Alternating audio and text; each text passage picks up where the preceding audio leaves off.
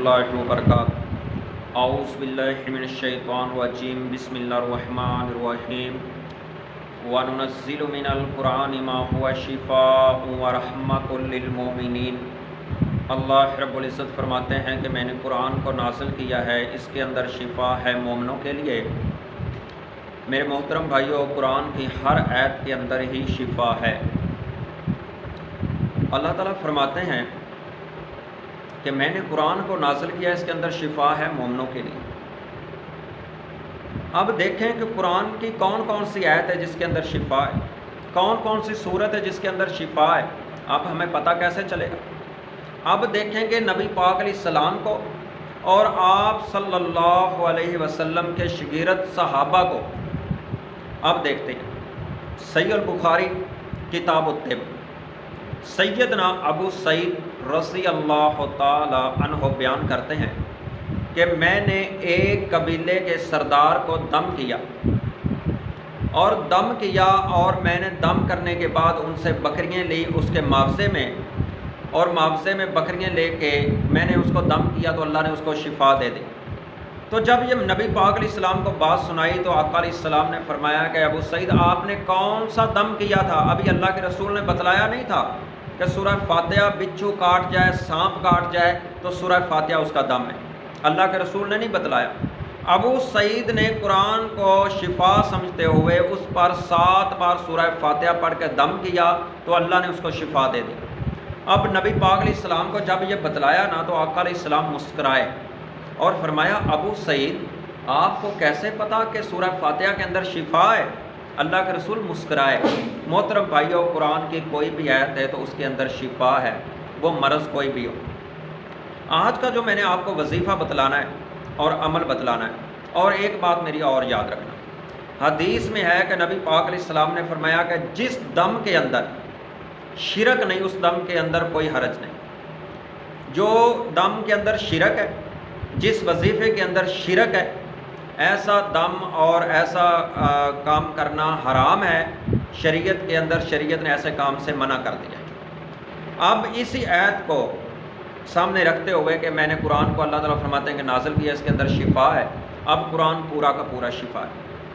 اب محترم بھائیوں، آج کا جو وظیفہ ہے وہ ان بھائیوں کے لیے جو کہتے ہیں کہ ہمارے گھر کے اندر جنات ہیں، آسیب ہیں، جنات فرید ہیں، مارد ہیں، بڑے بڑے جنات ہیں ہمارے جسموں کے اندر، ہمارے بچے کے اندر، بیٹی کے جسم کے اندر ہے، عرصہ دراز ہو چکا ہے، علاج کرا کرا کے تنگ آ چکے، ہمیں شفا نہیں ملی، ہمیں فائدہ نہیں ہوا، مالی جین سے علاج کروایا، جادوگروں سے علاج کروایا، عیسائیوں سے علاج کروایا، ہمیں کوئی فائدہ نہیں ملا۔ ہماری بیماری کو 10 سال 20 سال ہو چکے، ہم تنگ آ چکے ہیں، ہمیں فائدہ نہیں ہوا۔ ان کے لیے یہ وظیفہ، یہ جنات کے لیے وظیفہ تلوار ہے، ننگی تلوار، یہ جنات اور جادو کے لیے آگ ہے۔ یہ وظیفہ اور یہ عمل آپ چند دن کریں گے تو آپ کے گھر سے جنات چیخیں مارتے ہوئے بھاگ جائیں گے، جسم کے اندر جن نہیں ٹکے گا، جو چھپا ہوا جن ہے، جو خاموش جن ہے، وہ بھی بول پڑے گا چند دنوں کے اندر اندر، اور وہ چیخیں مارتا ہوا کہے گا خدا کے لیے اس آیت کو نہ پڑھو، اس وظیفے کو نہ پڑھو، مجھے چھوڑ دو، مجھے معاف کر دو، میرا جسم جل رہا ہے، میں مر رہا ہوں، میرے قبیلے جل رہے ہیں، میرے قبیلے والے مر رہے ہیں، میرے بچے مر رہے ہیں، مجھے معاف کر دو، میں آپ کو چھوڑتا ہوں۔ آپ کے گھر سے بھاگنے کے لیے یہ جن چیخیں مار کے بھاگیں گے، جتنے بڑے بڑے جن ہوں گے، جتنے بڑے فرید شیطان ہوں گے، یہ چیخیں مارتے ہوئے آپ کے گھر سے نکلیں گے۔ بہرحال شرط ہے کہ وہ آدمی نمازی ہو، یہ دم کرنے والا۔ کسی کی بیٹی کو مسئلہ ہے تو اس کا باپ وضو کرے، وضو کر کے یہ کام کرے، عمل کرے۔ اس کی ماں ہے وہ نمازی ہو، وہ وضو کر کے یہ وظیفہ کرے، اس کا بھائی کرے۔ اگر کوئی مالج ہے، کوئی امام مسجد ہے، کوئی خطیب ہے، کوئی راقی ہے، وہ کسی مریض کا علاج کرنا چاہتا ہے تو سب سے پہلے کہ اگر لڑکی ہے تو اس کا محرم اس کے پاس ضروری ہونا ہے تاکہ اس کو پہلے پردے کی پابندی کروائی جائے۔ پھر اس مالج کو چاہیے کہ ایک کوئی لمبا سا پیپ لے لے، کیونکہ اگر محرم ہے تو وہ تو اس بچی کے کان کے قریب ہو کے یہ دم کر سکتا ہے، اگر غیر محرم ہے تو وہ اس کے قریب نہیں ہو سکتا۔ وہ ایک لمبا پیپ لے لے، پیپ لے کے اس کے دائیں کان کے ساتھ لگائے، ذرا وقفہ رہ جائے گا، اور اس بچی کا محرم اور اس کو پردے کی پابندی لازماً کروانی۔ سب سے پہلے مالج کو، اگر مالج کرے تو مالج اس گھر والوں کو نصیحت کرے اور دین کی باتیں سمجھائے، نماز کی نصیحت کرے، شرک سے بدعت سے بچائے اور غیر طریقوں سے بچائے اور سنت کی طرف ان کو لائے اور صحیح قرآن و حدیث کی روشنی میں ان کو سب سے پہلے درس دے۔ تو محترم بھائیو، اگر گھر کا کوئی فرد ہے تو وہ وضو کر لے، یا کوئی مالج ہے تو وہ وضو کر کے مریض کو بھی وضو کروا کے بٹھائیں، اور بٹھا کر کے 7 بار آپ نے سب سے پہلے درود ابراہیم پڑھنا ہے۔ کتنی بار؟ 7 بار آپ نے درود ابراہیم پڑھنا ہے۔ 7 بار درود ابراہیم پڑھنے کے بعد اس کے بعد ایک یہ ہے اذان جو ہے، 7 بار آپ اذان اس کے دائیں کان میں پڑھیں، دائیں کان کی طرف، اس کے دائیں کان کے اندر 7 بار اذان پڑھیں۔ 7 بار بائیں کان کے اندر آپ تکبیر پڑھیں۔ اس کے بعد یہ آپ آیت پڑھیں قرآن کی، اس کو آپ 7 بار بھی پڑھ سکتے ہیں۔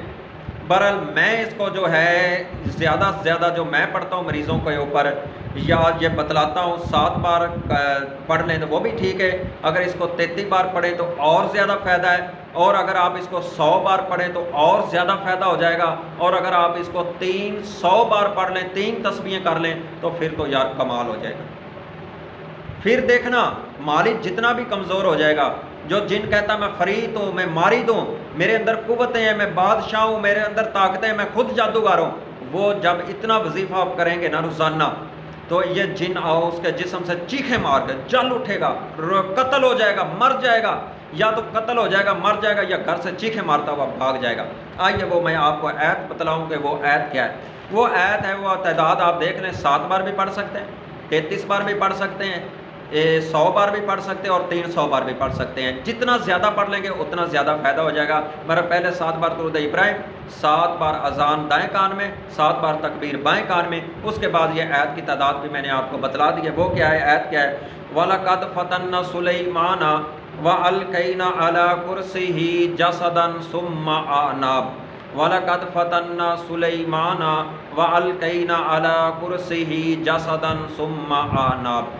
اس آیت کو آپ نے جس تعداد سے میں نے بتلایا پڑھنا ہے، اس کے بعد آپ پھر آخر میں 3 بار درود ابراہیم پڑھ لیں، 7 بار پڑھ لیں، اور اپنے پاس ایک بوتل پانی کی بھی رکھ لیں، اس کو بھی ساتھ ساتھ دم کرتے رہیں، اور اس کے مریض کے اوپر دم کرتے رہیں۔ یہ دم آپ 11 دن کریں۔ 11 دن کے اندر جن بھاگتا ہے، چیخ و پکار نکلتا ہے تو ٹھیک ہے، نہیں تو پھر آپ اس عمل کو 21 دن جاری رکھیں، 21 دن نہیں تو پھر آپ اس عمل کو روزانہ 41 دن عمل کو جاری رکھیں۔ 41 دن تک جنات کا باپ ابلیس بھی ہوگا تو وہ بھی آپ سے معافی مانگنی شروع کر دے گا۔